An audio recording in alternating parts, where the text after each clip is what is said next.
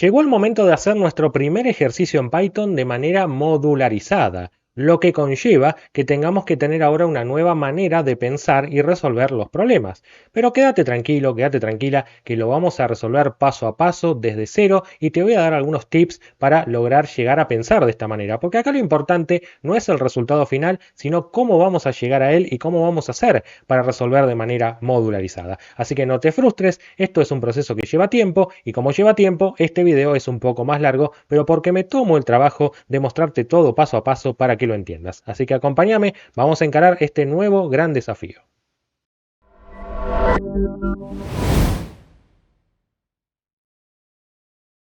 En la descripción de este video te dejo el enlace hacia este documento que te permite ver cuáles son los conceptos que ya venimos viendo en esta playlist, cuyo enlace acá también tenés para ir a aprender todo lo que te haga falta. Por otra parte, la solución que vamos a hacer enseguida la encontrarás en este enlace y también te dejo el link al video que ahora estás observando por si no lo llegas a tener. Ahora bien, nos concentramos en el enunciado.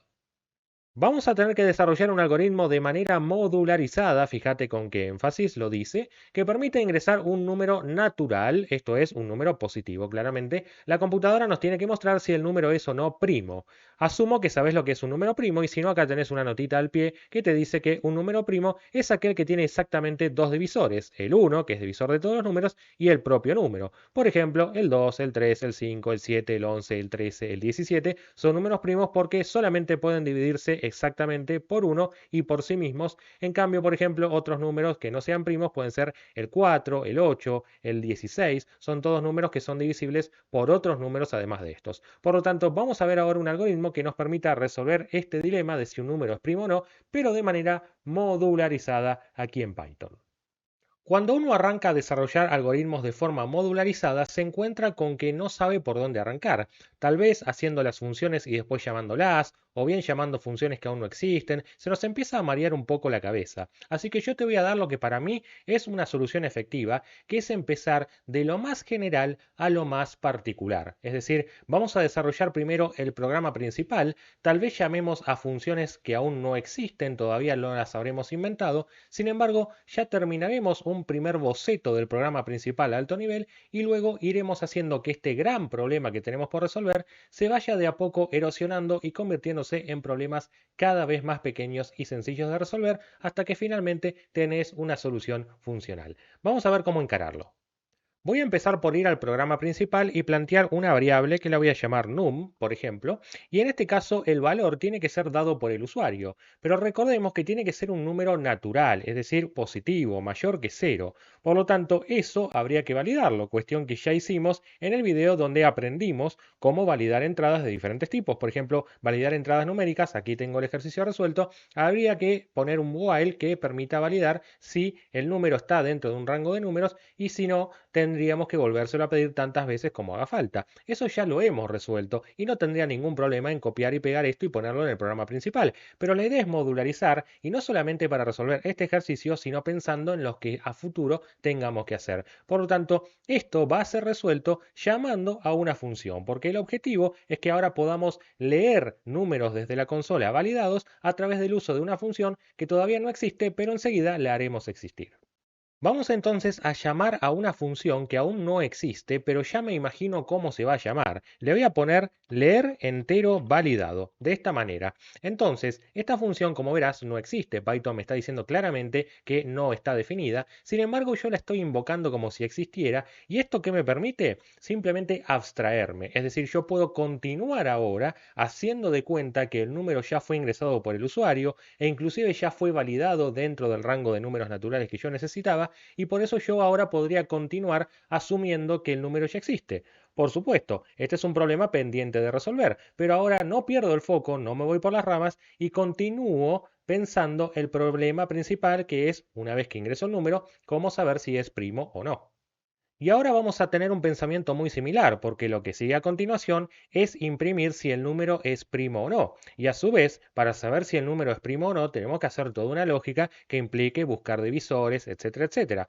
Todo eso suena bastante intimidante, suena como un problema complejo, que no digo que no lo sea, pero ahora podemos directamente llamar a la función que lo va a resolver aunque aún no exista. Por ejemplo, podría llamarla informar si número es primo. Y obviamente a esa función, para que pueda hacer su trabajo, le tengo que decir de qué número estamos hablando. Por eso yo ya le voy a mandar un argumento aunque siquiera esté definida. Entonces fíjate cómo ya el programa principal estaría prácticamente terminado. No tenemos mucho más que hacer, salvo algunos argumentos tal vez para esta función que todavía no los pensamos, pero a alto nivel tenemos que hacer leer un número entero validado, guardarlo en una variable y a través de ella poder llamar a una función que nos informe si el número es primo. Entonces a alto nivel nos queda un programa bastante declarativo y ahora claro, tenemos que resolver ahora dos nuevos problemas, esta vez dos problemas que son independientes entre sí. Por un lado, leer un entero validado y por el otro, informar si un número es primo. Pero fíjate ahora que de a poco los problemas se van haciendo quizá de más cantidad, pero con menos complejidad. Así que vamos a empezar a resolver cada uno de ellos para que claramente ahora Python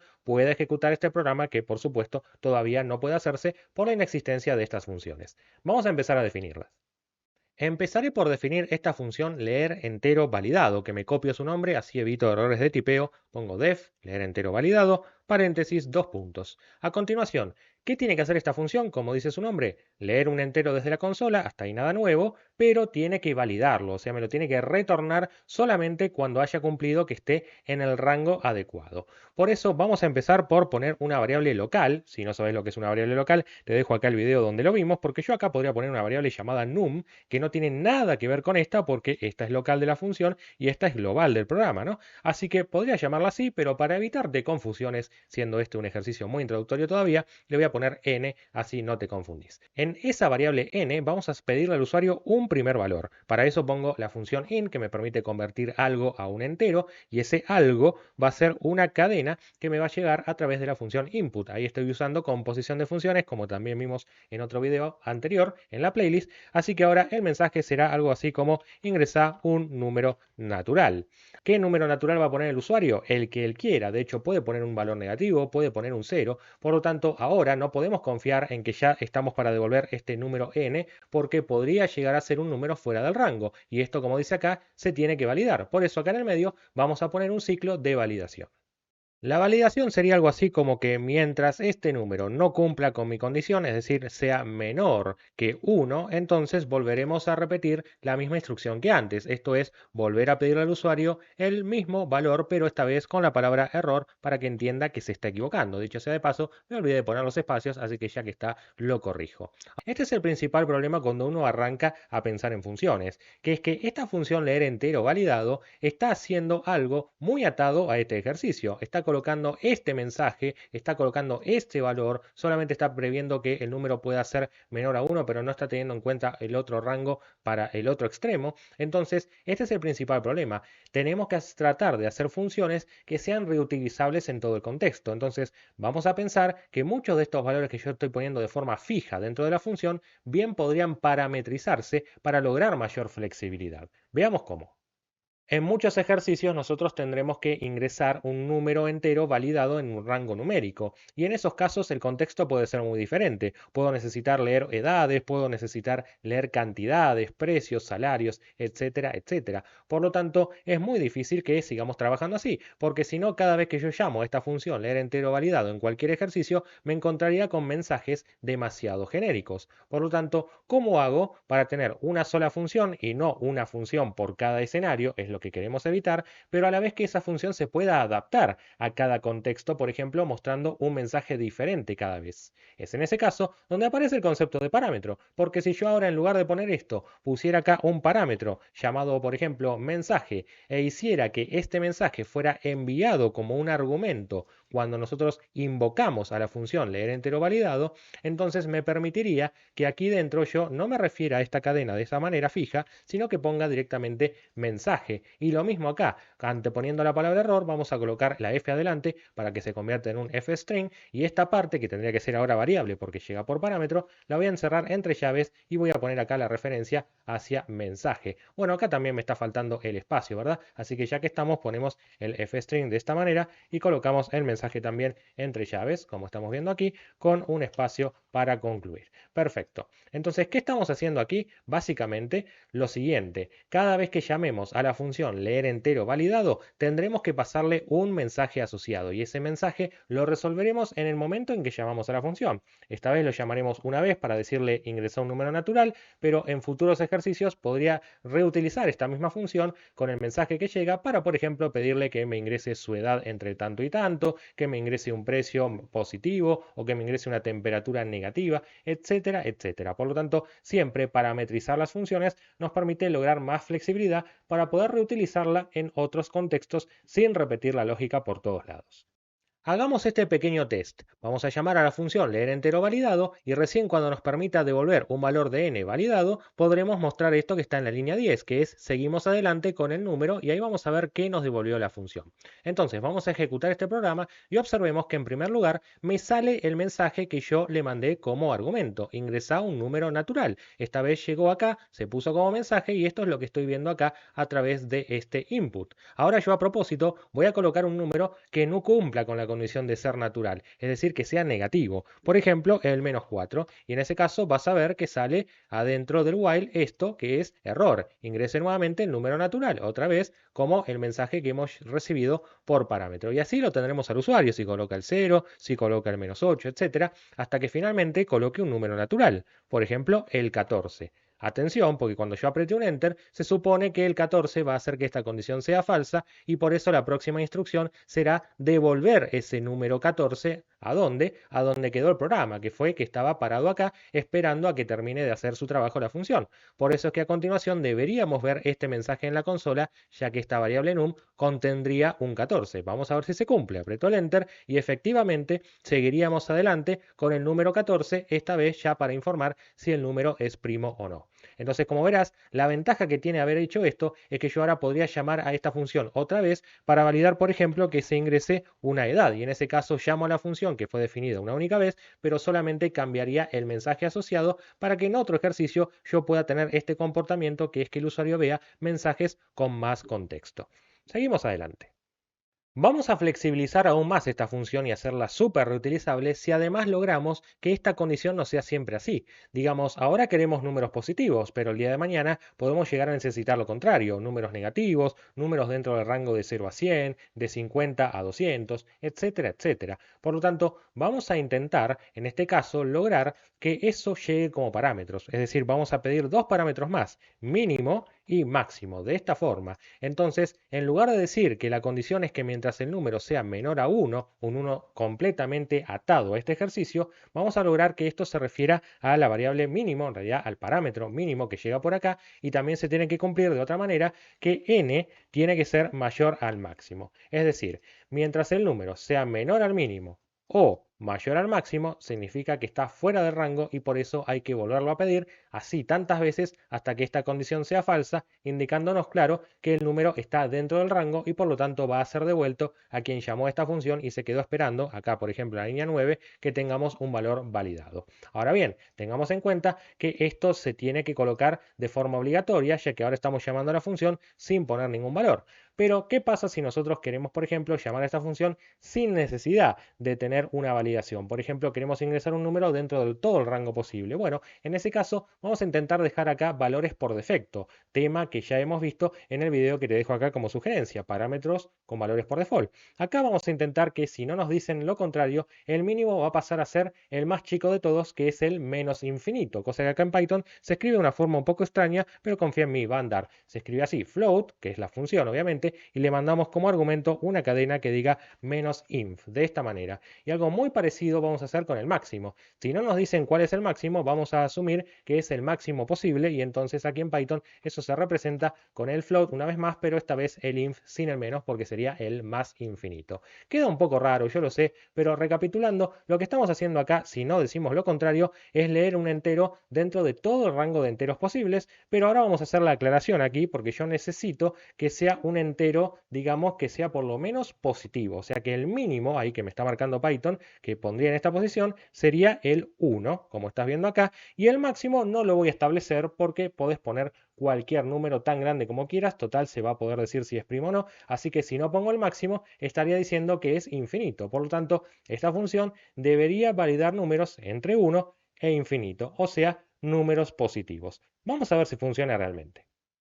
Vamos a comprobar si esto funciona, pero antes déjame cambiar este cartel que me quedó de la explicación anterior. Ingrese un número natural en este contexto, lo vamos a dejar así, y vamos a probar a ver si lo valida como corresponde. Ingrese un número natural, claramente tiene que ser de 1 en adelante. Voy a colocar un 0 y obviamente no pasa. Coloco un -8 y no pasa. Un -145 y tampoco pasa. Si pongo el 1, que es justo el extremo, debería pasar. Y si seguimos adelante con el número 1, vamos a probarlo otra vez. ¿Qué pasa si ya de entrada le ponemos un número válido? Por ejemplo, el 589 también me lo deja pasar. Seguimos adelante. O sea que la función está andando bien, cumple con nuestro objetivo, pero además lo dejamos de tal manera reutilizable para que quizá a futuro en otro ejercicio, si tenemos que leer, por ejemplo, números entre 1 y 10, acá simplemente puedo agregar el segundo parámetro, en realidad el tercero, que sea el 10, y acá poner el mensaje contextual que corresponda para ese ejercicio. Así que ya que estamos, hacemos una función que nos sirve y de paso la podemos reutilizar de aquí a futuro las veces que queramos.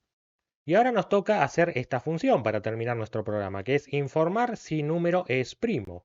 ¿Cómo hacemos eso? Bueno, primero vamos a definir la función, me copio y pego su nombre para evitar errores de tipeo, y a continuación pido por parámetro el número que en este caso se fue enviando por acá y va a llegar por acá bajo el nombre que vos digas. Puede inclusive coincidir y no tiene nada que ver entre sí. Una cosa es este parámetro en este contexto y otra cosa es esta variable local. Son todas independientes, pero para evitarte confusiones voy a ponerle número, así es un nombre que nunca hemos usado hasta ahora. Pero créeme que podría haber usado num, n o el que sea. Vamos a ver cómo hacer esto. Si nosotros asumimos que dentro de un rato vamos a hacer una función que nos diga si un número dado por parámetro es primo o no mediante un true o un false, o sea, un verdadero o un falso, entonces esto es muy sencillo. No es más que un if y un else. En el if vamos a poner una condición que enseguida vas a ver que nos permita indicarnos lo siguiente. Voy a poner un fstring que permita decir, bueno, el número es primo. Y en caso contrario vamos a decir no es primo. Así que me conviene copiar esto y ponerlo aquí abajo con el no adelante. Vamos a hacerlo así, de esta forma. Hay una manera de no repetir esto dos veces, fíjate que está quedando muy parecido, pero ahora no lo quiero complejizar, así que queda así. ¿Qué tenemos que poner como condición acá en el if? Básicamente el llamado a una función que aún no va a existir, pero que haría este gran trabajo que es saber si el número es primo. Así que, ¿cómo podríamos llamar a una función que haga ese trabajo? Por ejemplo, es primo. De esta manera tan declarativa, le voy a mandar como argumento este mismo número que me llegó por parámetro, se lo voy a pasar por acá, o sea, número le voy a poner, y esta función se encargaría, cuando exista, de poner acá un verdadero o un falso. Ese es el objetivo de la función, devolver un valor lógico que me permita saber si el número es primo o no, para que este if entienda si tiene que ir por la rama verdadera o por la rama falsa. Vamos a hacerlo. Definamos la función primo, que podemos hacerlo aquí arriba o aquí abajo. Es indistinto el orden en el que definas las funciones, sino que lo que importa es en el orden en que las invoques. Bueno, lo voy a hacer acá arriba simplemente ahora para poner def es primo, y acordate que vas a tener que recibir un número por parámetro. Una vez más, el nombre del parámetro puede ser el que vos quieras. Voy a volver a colocar número, pero no tiene absolutamente nada que ver con cómo lo puse acá. Puede ser otro nombre tranquilamente. Y ahora llega el momento de pensar cuándo un número es primo y de qué manera lo podemos resolver. Esto sí va a llevar un poco más de lógica, seguramente haremos uso de un ciclo, así que vamos a pensarlo brevemente. Voy a empezar a plantear un ciclo por contador y para eso voy a hacerme una variable con y le voy a dar el valor inicial de 2. ¿Por qué? Porque mi contador va a arrancar desde la posición 2, ya que el 1 es divisor de todos los números, así que plantear al 1 como un posible divisor termina siendo redundante, es obvio que sí. Así que vamos a arrancar a buscar divisores para este número a partir del 2. ¿Y por qué no planteo un ciclo for y lo planteo con un while? Básicamente porque este va a ser un ciclo por contador, pero que pueda llegar a terminar antes de lo previsto. Así que para evitar un break o algún corte abrupto en el ciclo for, vamos a usar un while con dos condiciones. La primera condición, la natural de todo ciclo por contador, que el contador se mantenga por debajo de un valor. Ese valor va a ser el número, pero sin incluir, porque una vez más sabemos que todo número es divisible por sí mismo. Así que planteo un menor en lugar de un menor igual para ahorrarme un último ciclo. Ahora bien, tenemos que avanzar el contador hacia adelante y esto vos sabés que se hace de esta manera, ¿no? Con igual, con más uno o esta manera corta de escribirlo. Hasta ahí un ciclo por contador común y corriente, pero le vamos a añadir ahora la segunda condición de corte. La siguiente condición para permanecer dentro del ciclo contando 1 al contador, valga la redundancia, sería no ir encontrándonos con algún divisor, es decir, que este valor del contador, que va siendo cada vez más grande, no sea divisor de este número, o dicho de otra manera, que este número no sea múltiplo del valor del contador que tengamos hasta ese momento. Eso me suena que ya lo hicimos. De hecho, si vamos a ver este ejercicio que ya hemos resuelto, digamos, donde vimos ejemplos de funciones con más de un parámetro, hicimos esta función es múltiplo que permite recibir dos números por parámetro y obtener si el primero es múltiplo del segundo, que lo hacemos apoyándonos en esta otra función obtener resto, que la hicimos aquella vez de una forma un poco más complicada para evitar usar este operador de módulo o residuo que da el resto de la división, y por eso lo hicimos matemáticamente de esta forma, pero bueno, podríamos usar esto y también funcionaría. Pero acá la gracia es que como es un ejercicio de funciones, vamos a reutilizar al máximo todas las funciones que hayamos hecho para que veamos las ventajas que esto tiene, porque esto no hay mucho más que pensarlo, ya existe, ya funciona, ya lo testeamos, así que me copio estas definiciones por ahora, las copio acá para volver a tenerlas esta vez en este nuevo programa, y ahora sin pensar demasiado hago uso de esta función es múltiplo. Veamos de qué forma. Vamos a permanecer en el ciclo mientras el contador se mantenga por debajo del número sin incluir, y además debe cumplirse que no tiene que ser múltiplo el número del contador hasta ese momento. O sea, yo tengo una función que me dice si el número es múltiplo, pero yo quiero lo contrario, saber si no es múltiplo, así que voy a poner también el operador de negación, not, que hemos visto en el video de operadores lógicos que acá te dejo como sugerencia. Ahora bien, vamos a llamar a la función es múltiplo entonces y le vamos a pasar, ojo el orden, el número al que queremos saber si es múltiplo, o sea, número, y quiero saber si este es múltiplo del valor del contador hasta ese momento que va siendo cada vez más grande. Entonces, recapitulando, la manera de permanecer en este ciclo es que tengamos todavía valores para consultar dentro del rango de 2 hasta el número sin incluir y a su vez no ir encontrándonos con múltiplos. Si me encuentro con algún múltiplo o bien ya me quedé sin números, entonces el ciclo tiene que cortar, pero claro, una vez más, al ser un ciclo con dos condiciones, no sabemos a ciencia cierta cuándo termina, por qué condición terminó. Así que ahora para saber qué resultado tenemos para esta función, tenemos que hacer una última pregunta. Acá muchos ya quisieran poner un if y un else, pero no va a hacer falta. Directamente voy a colocar un return y voy a poner una condición lógica que me permita dilucidar si el número es primo o no, lo cual va a llevarnos a la siguiente deducción. Si nosotros vemos que este contador termina siendo igual al número, no menor, sino igual, significa entonces que el ciclo habrá cortado porque se quedó ya sin números para analizar. No va a analizar ningún número que sea el propio ni superiores a ellos. Eso significa que si ya no hay más números para analizar, condición suficiente para considerar que ese número es primo. Entonces, directamente vamos a colocar acá si el contador es igual al número. Por lo tanto, si esto es verdadero, estará indicando que el ciclo cortó, entonces porque se quedó ya sin números para analizar, entonces el número es primo. De lo contrario, si esto fuera falso, significa que el ciclo cortó antes de lo previsto, evidentemente porque habrá encontrado algún divisor. En ese caso, entonces estaremos devolviendo falso porque el número no es primo. Asegúrate antes de avanzar de entender en todos los casos que esto estaría dándonos el resultado esperado, verdadero si el número es primo o falso porque encontró al menos un múltiplo. No importa cuál, acá lo que importa es saber si el número es primo. Pero bueno, todo esto queda en la teoría y por más que no lo analicemos, nada mejor que probarlo en el código y ver si funciona. Probemos este programa varias veces con diferentes números a ver si los resultados son los esperados. Por ejemplo, intentemos preguntar si el número que queremos saber si es primo fuera el 7. El 7 claramente es un número primo, así que como verás ahí, el 7 es primo, hasta ahí está andando bien. Pero sigamos probando. Por ejemplo, ¿qué pasa si pongo el 14, que sabemos que no es un número primo, justamente es divisible por 7? Ahí me dice no es primo. Y seguimos adelante, otros primos conocidos, como por ejemplo el 13, me dice que es primo, muy bien. Si ponemos un número como el 58, por ejemplo, me dice que no es primo, claro, es divisible por 2. Podemos probar con diferentes casos. Por ejemplo, el número 2 tendría que considerarlo que es primo, lo mismo con el número 3, lo mismo con el número 5, lo mismo con el número 7 que ya probamos. El 9, por ejemplo, me tiene que decir que no es primo porque es divisible por 3. Uy, ahí no ejecuta el programa, ahora sí, lo hago. Vamos a poner el 9, no es primo, muy bien. Y hay un caso particular que es el número 1. El número 1 en realidad es un número que se lo considera coprimo, ¿no? Porque tiene un solo divisor posible que es sí mismo, que a la vez es el 1, ¿no? Entonces vamos a probar ahí qué pasa si yo pongo el número natural 1. En este caso me dice que no es primo, lo cual es completamente falso. Tampoco se lo considera un número primo, en todo caso es preferible decir que sí es primo.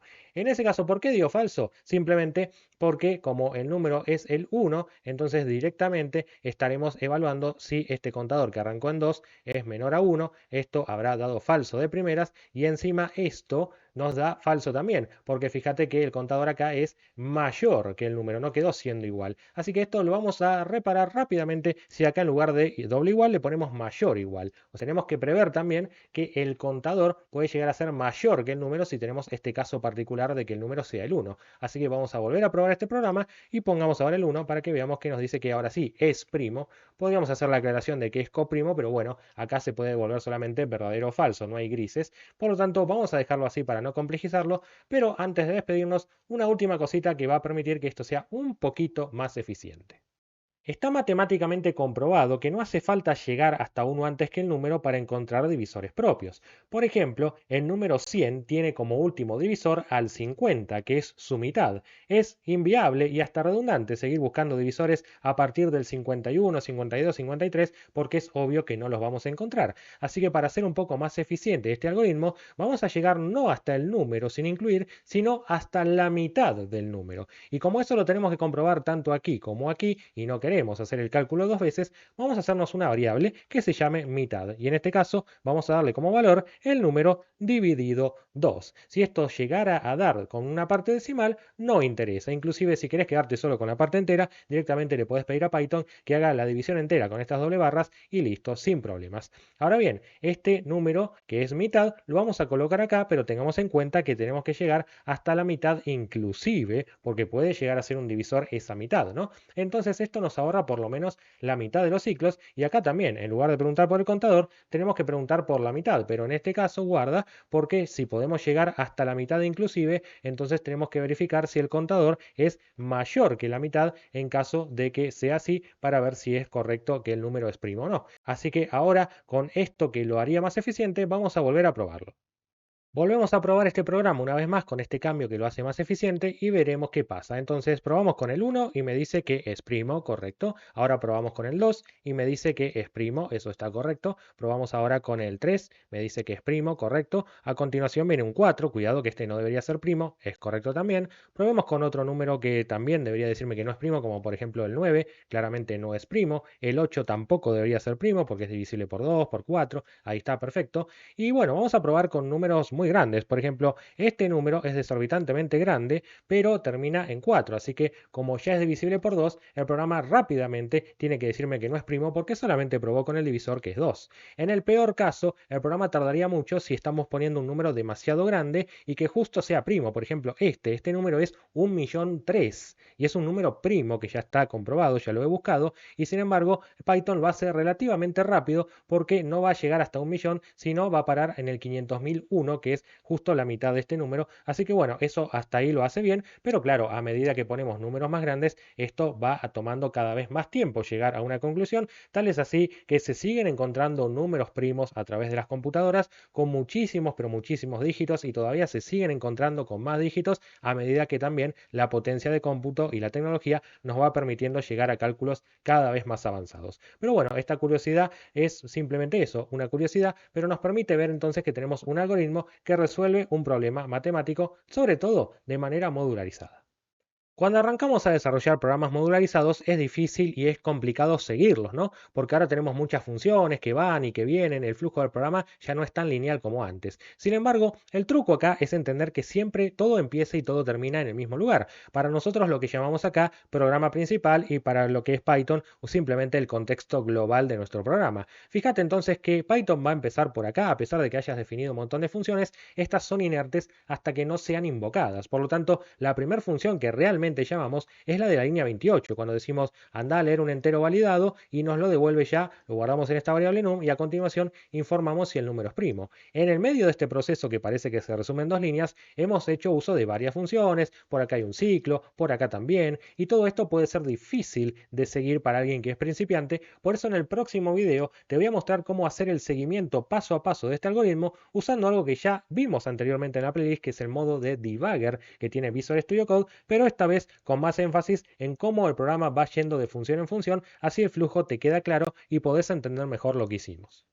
Y por último, a no frustrarse. Cuando nosotros recién comenzamos y alguien nos muestra una solución como esta, nos resultaría imposible pensar que se nos pueda llegar a ocurrir a nosotros. Sin embargo, por algún lado hay que arrancar. En primer lugar, no te quedes con esta solución como la estás viendo, sino concéntrate en cómo fuimos llegando hacia ella. Es difícil a veces encarar un programa visto con funciones como un todo y pensar que esto se nos va a ocurrir así como está definido, sino que esto lo fuimos haciendo por partes. Incluso arrancamos por el final, haciendo el programa principal y después se nos iban ocurriendo diferentes funciones. Claro, entonces cuando uno ve el resultado final, por ahí es un poco intimidante, pero si vemos el proceso que nos llevó con esta explicación paso a paso, quizá vaya siendo cada vez más terrenal. Por lo demás, esto se va logrando con mucha práctica, así que seguimos adelante haciendo más ejercicios de funciones para que esto se termine de asimilar y vemos entonces que una vez que encaramos ya programas de forma modularizada, no hay forma de volver hacia atrás. A partir de ahora, siempre desarrollaremos de forma modularizada porque este es el camino correcto. No lo olvides. Si te gustó este video, dale un like, deja tu comentario, compartilo, suscríbete al canal, activa la campanita y seguime en las redes sociales.